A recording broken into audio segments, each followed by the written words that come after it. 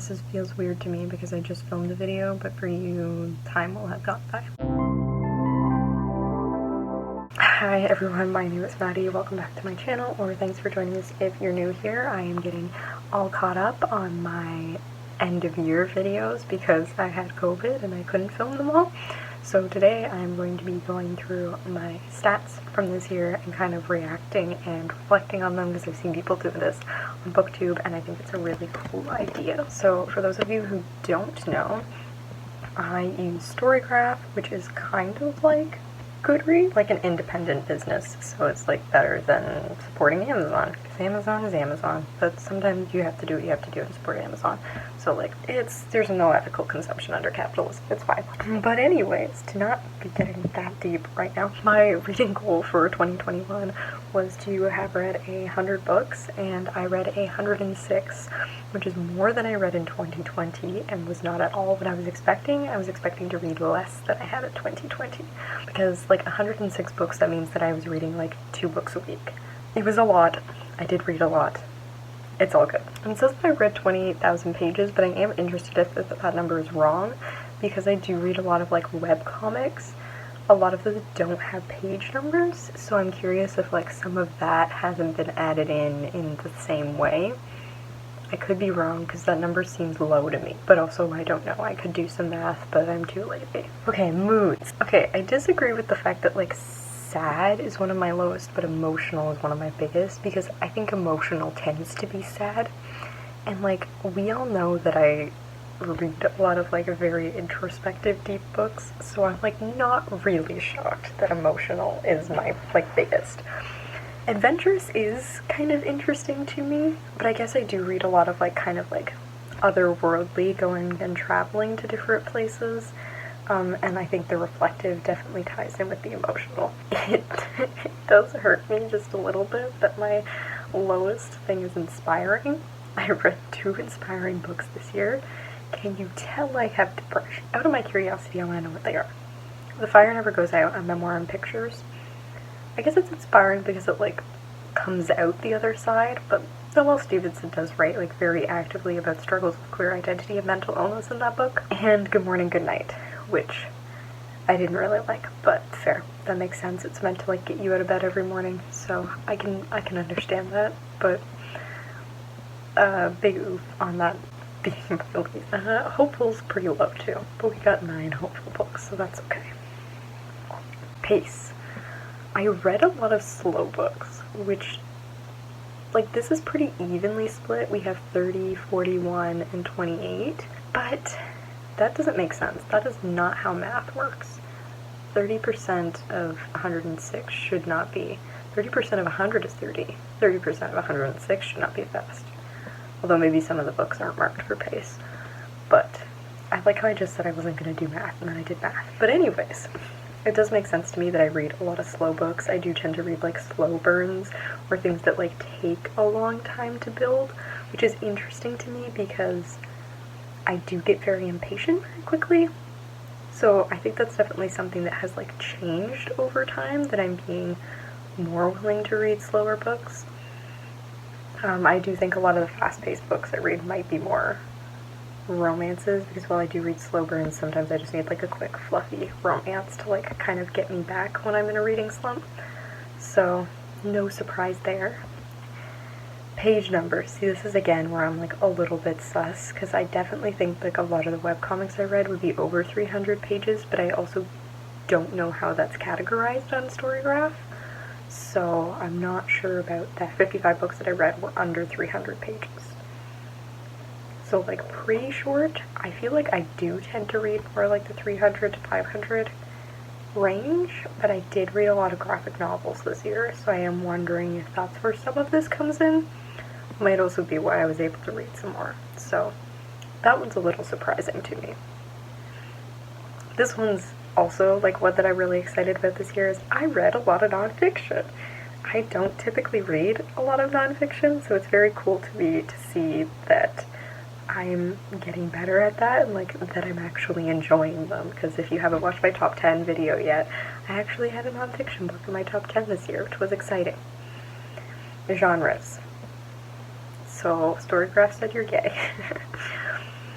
I have feelings about like LGBTQIA plus being considered a genre because like one, that's not really what the word genre means, and like also like books should just have queer characters without that being like, the fact that we're marking it shows that like obviously it's missing and there's a lot of complicated reasons for that happening.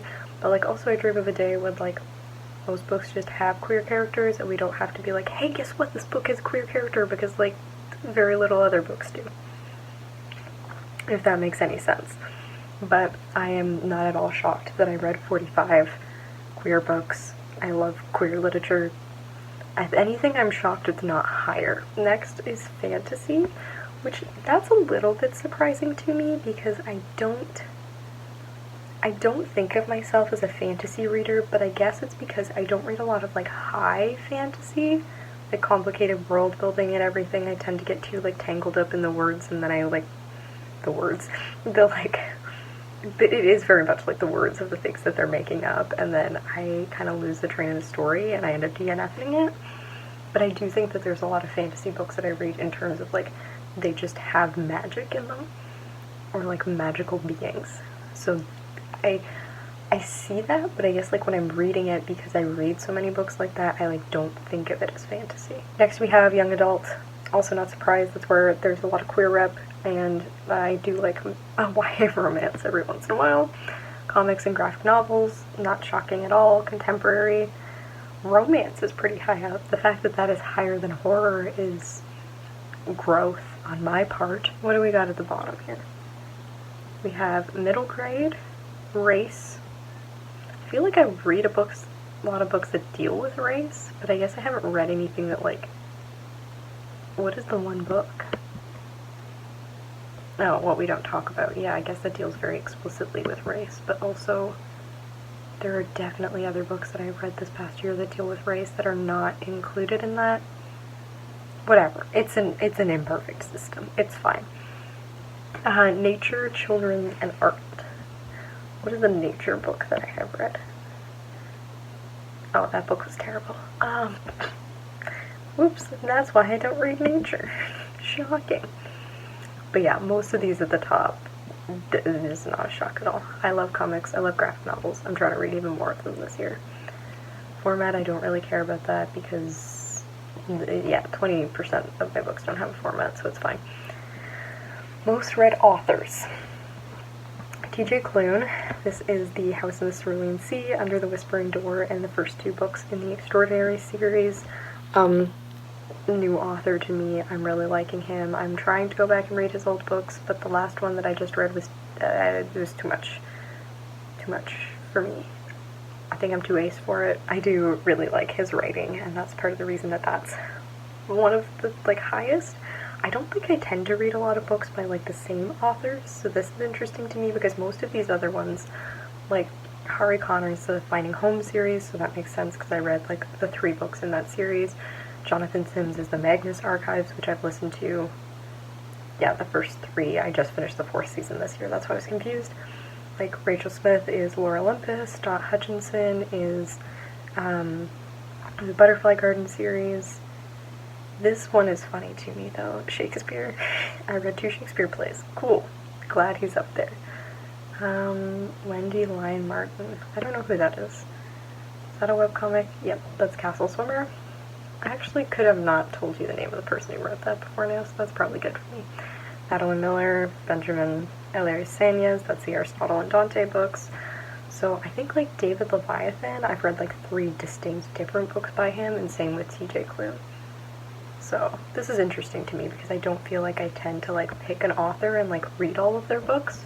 So maybe that's something that I'll try to like dive into a little bit more, or if I do really like an author, I tend to read their books one at a time. I haven't read much Stephen King this last year, which is interesting. My phone is being very rude today. Anyways, the next one is number of books compared to pages. Like I said, I don't think this is quite accurate, but it is interesting that like I read 20 books in July, and like obviously a lot less pages, or about the same amount of pages as I did in other months, where I read significantly less books. I do know that it's because July I was changing up my medications and I was in a really bad depression rut, so the only thing I was reading were graphic novels. But yeah, it's like interesting to see that like usually I have quite a few months where I'm like around 3,000, and other than that I'm like around like 2,000.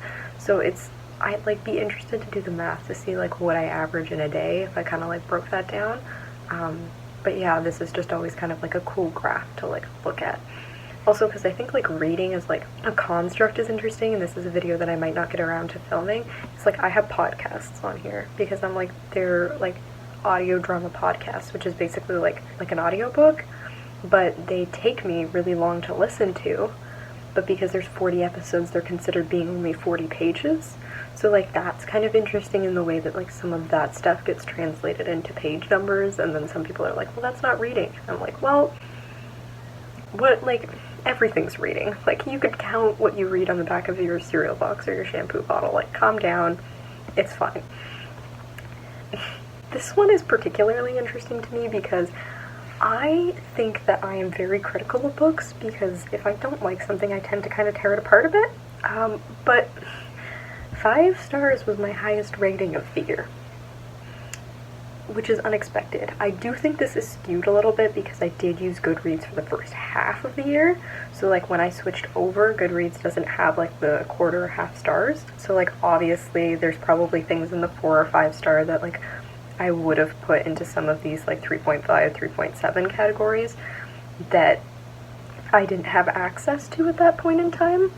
But let's take a look at my 5-star reads. Let's see if I agree with Finding Home, not surprising. House of Cerulean Sea, Laura Olympus, Butter Honey Pig Bread. I'm actually in a collection of a literary magazine that the author for this is in, which is coming out super soon, and I'm super excited about that. History of My Brief Body, More Finding Home, Song of Achilles, Nurse for Briefly Gorgeous, Roses of May, Cost of Knowing, Gender Queer. Okay, I feel pretty confident with most of these. That one's I'm a little bit surprised by. But I mean, like, I feel like most of these are books that I actually read and was like, yeah, that's 5 stars, not things that I'm just throwing on here for the sake of being like, sure, why not? Like, there's definitely a couple on here that I probably would have given like 4.5 or 4.75, so that's interesting, but it's always cool to sit down and look at everything. Anyways, those are my reading stats for the year. Let me know how much you read or what your goal is for this year. I've set the goal of 100 books again, but I'm going to be a little lenient with myself and like not feel bad if I don't get there, or if like I don't feel like I have the focus. I definitely haven't read as much in January, but I think that's like post-COVID, getting back into everything, just getting my brain working again. Let me know what your goals are for next year, and make sure you like this video, give it a thumbs up, and subscribe so that we can follow along on our reading journeys together. And until the next video, stay kind.